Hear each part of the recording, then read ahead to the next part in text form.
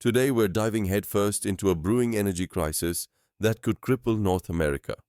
The US and Canada, longtime allies and energy partners, are on the brink of a trade war that could leave American drivers paying upwards of $7 a gallon at the pump. Is this just saber-rattling, or are we facing a genuine energy catastrophe? Before we get started, smash that like button. If you want to stay informed on this unfolding crisis, subscribe for more in-depth economic analysis and let us know in the comments. How high do you think gas prices could go? Now let's get down to brass tacks. Geopolitical analysts at the Center for Strategic and International Studies have been warning about the fragility of cross-border energy relationships, emphasizing the need for modernizing trade agreements like NAFTA and addressing vulnerabilities in continental energy security. Economists at institutions such as the Canadian Energy Research Institute have also been closely monitoring the potential impact of trade disputes on the energy sector, particularly as Canada and the US remain each other's largest energy trading partners. At the heart of this crisis is a seemingly simple action. In February 2025, the US slapped a 10% tariff on Canadian crude oil imports, citing the need to protect domestic industries.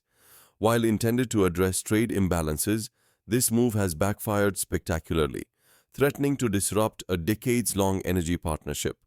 Those refineries are built to process heavy crude oil. The cost of processing Canadian oil with the new tariffs has become very expensive. Canada's response. Canada, understandably, is not taking this lying down. Faced with declining profitability and new interest from buyers in Asia, Prime Minister Trudeau has threatened to halt oil exports to the US entirely if the tariffs aren't removed.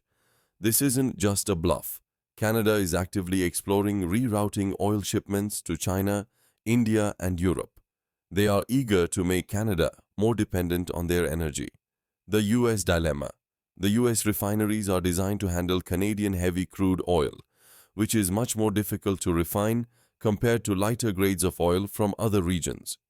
Retooling US refineries to accommodate other types of crude oil would not only be expensive, it would also take years to implement. Potential consequences. Gas price. Mayhem. The most immediate consequence of Canada cutting off oil exports would be a dramatic rise in gas prices across the US. Some estimates suggest that in the worst-case scenario, gas prices could surge past $7 per gallon, with some areas seeing prices of $8 or even $9 per gallon within days. This would send shockwaves through the entire US economy. Trucking costs, airline costs, and consumers would be drastically impacted. Inflation. As the price of fuel skyrockets, inflation would surge. The cost of doing business, from manufacturing to retail, would increase exponentially. Households would feel the strain as the cost of living escalates, with increased fuel prices passing down the chain to everything from food prices to the cost of household goods. Why can't the US just pump more of its own oil? Well, most US oil production is light crude, which isn't suitable for the refineries designed to process Canadian heavy crude. Retooling these refineries would be a massive, multi-year undertaking. Adding to the problem, the US Strategic Petroleum Reserve is at its lowest level in decades.